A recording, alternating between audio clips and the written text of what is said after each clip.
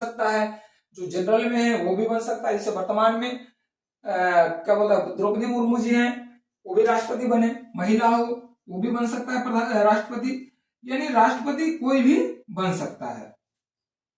एकाधिकार का नाश, जो तानाशाही व्यवस्था था, अगर लोकतंत्र स्थापित है तो तानाशाही का नाश ऑटोमेटिक हो जाएगा, क्योंकि जो शासन व्यवस्था है वो एक जनता का चुना हुआ प्रतिनिधित्व है।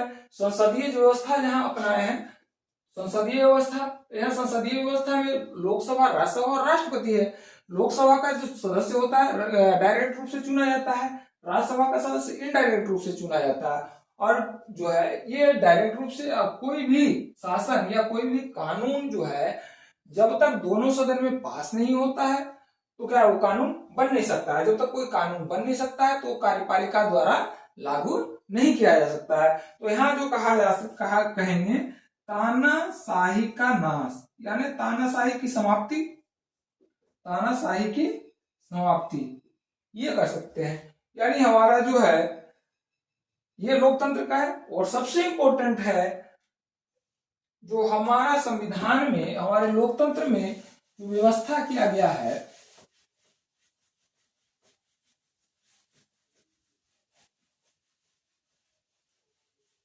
लोगों के अधिकार का महत्व दिया गया है। लोगों के अधिकार का महत्व दिया गया है। लोगों के अधिकार का महत्व, अधिकार का महत्व। अब लोगों के अधिकार का महत्व कैसे दिया गया?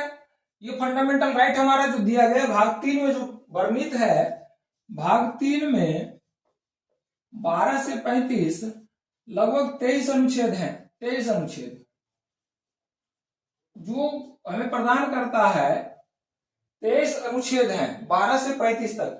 23 अनुच्छेद हमें प्रदान करता है मौलिक अधिकार। 23 अनुच्छेदों के द्वारा मौलिक अधिकार यानी व्यापक रूप से व्याख्या है।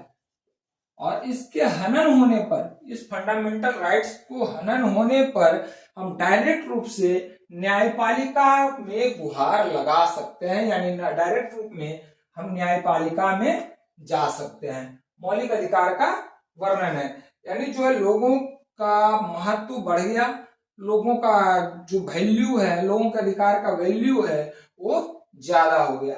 यानी मौलिक अधिकार, इसके साथ साथ जो है मौलिक कर्तव्य की भी जो 42वें संविधान संशोधन के बाद जोड़ा गया, मौलिक कर्तव्य को जोड़ा गया। लेकिन यहाँ जो है अगर बात करें उसका जो है विशेषता की, तो इस तरह से मौलिक अधिकार की व्यवस्था दिया गया।